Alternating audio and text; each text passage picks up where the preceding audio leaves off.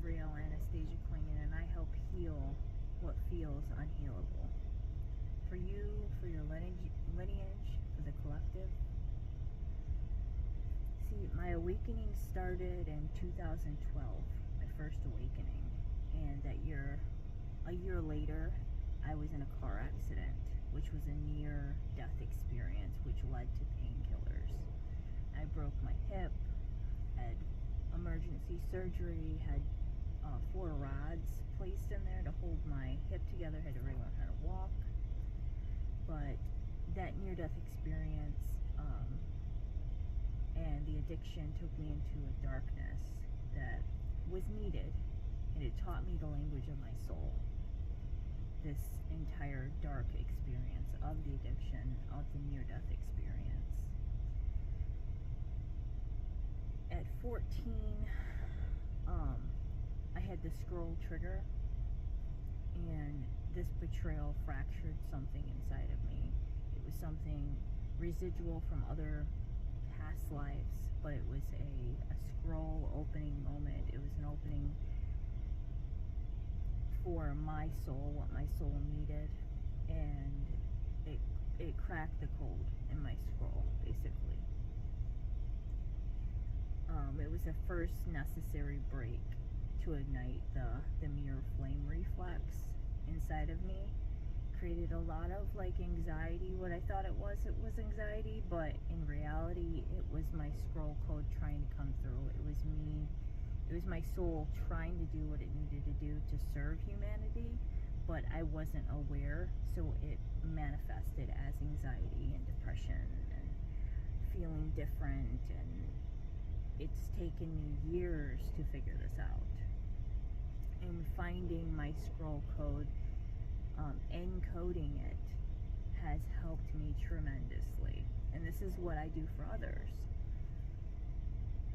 So it was painful, but it was preparation for what I'm doing now. And in 2017, I was hit with a shockwave. It was my second awakening, and I saw the world through new eyes. Spiritual, political, economic. This is when the whole Trump thing was going on, when he was president the first time, and the world was in disarray. I could feel it.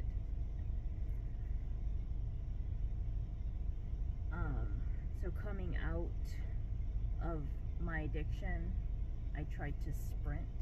I got clean. I tried to sprint into everything. I rushed through healing. I rushed to go to school, to do this type of work, to create fast, because I felt like I had missed so much and I wanted to catch up. But that quickly spiraled into another relapse in 2018, which ended in overdoses and a very, very hellacious sickness of sepsis, which almost killed me. And I had a life review. It rebuilt me, because it was like I was reborn, and part of my scroll is the resurrection, that's what my name means. And I was reborn, rebuilt anew. And in my scroll, there's a reverberating lifetime from 1412 that I've been doing more research into.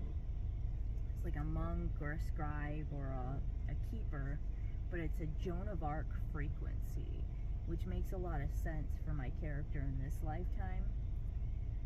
But it's there, it's the messenger, it's the warrior, it's where I carried vows of silence, where I silence myself, and I thought it was just my ancestry, but this part in my code, this is my biggest healing moment is speaking.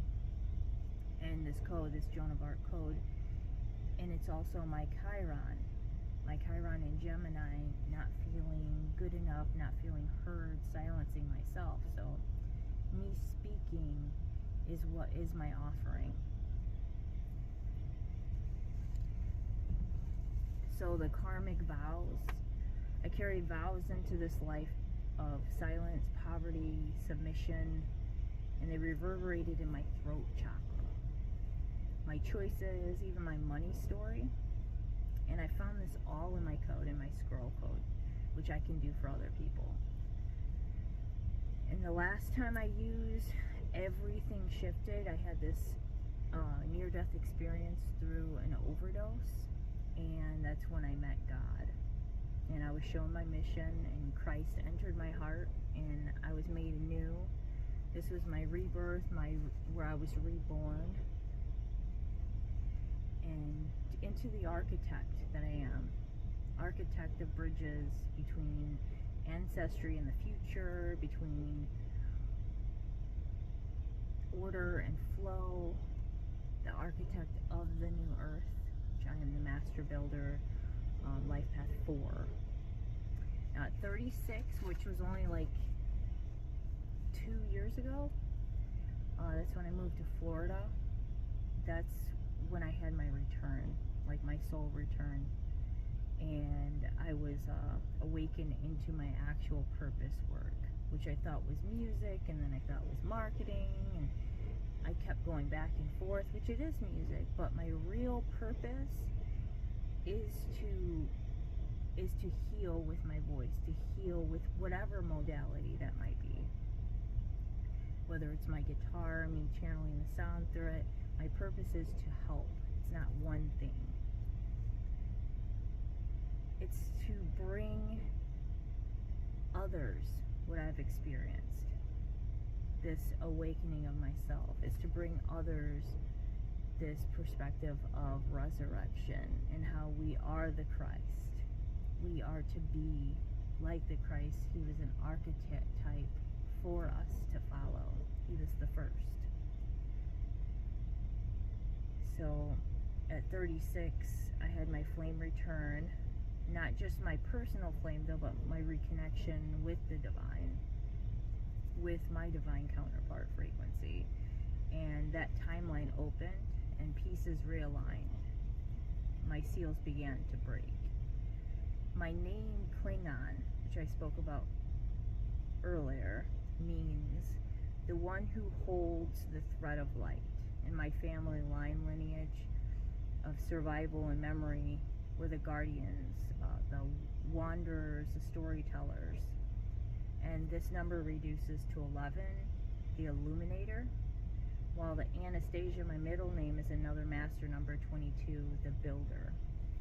And together the full name sings the illuminated builder of new foundations, the builder of new earth, the architect.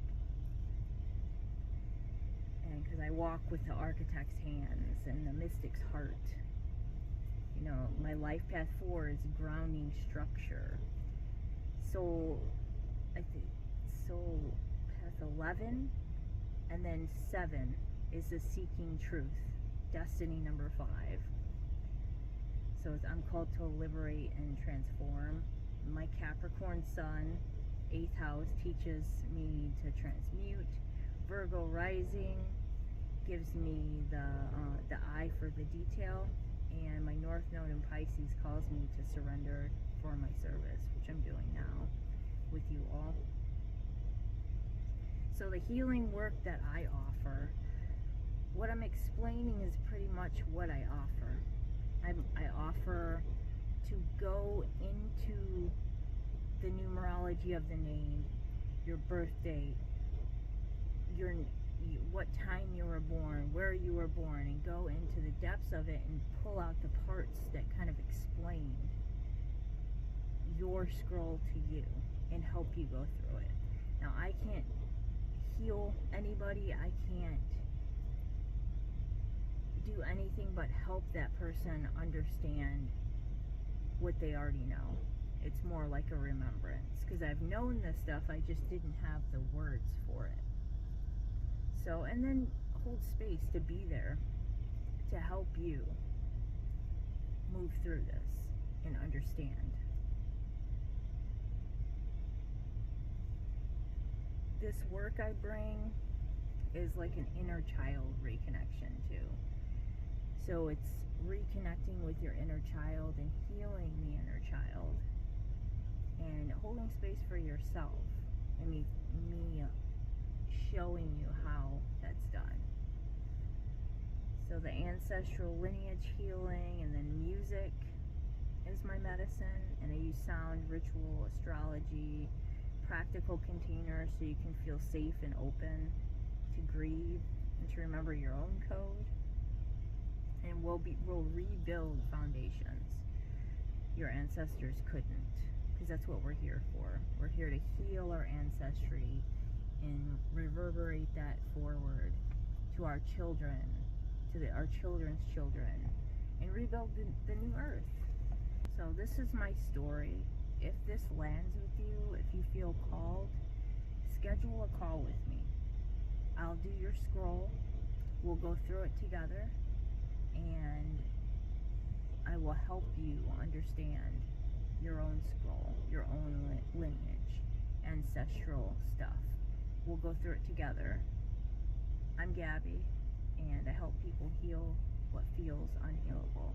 If you feel called, schedule a call with me, and I'll be back for more.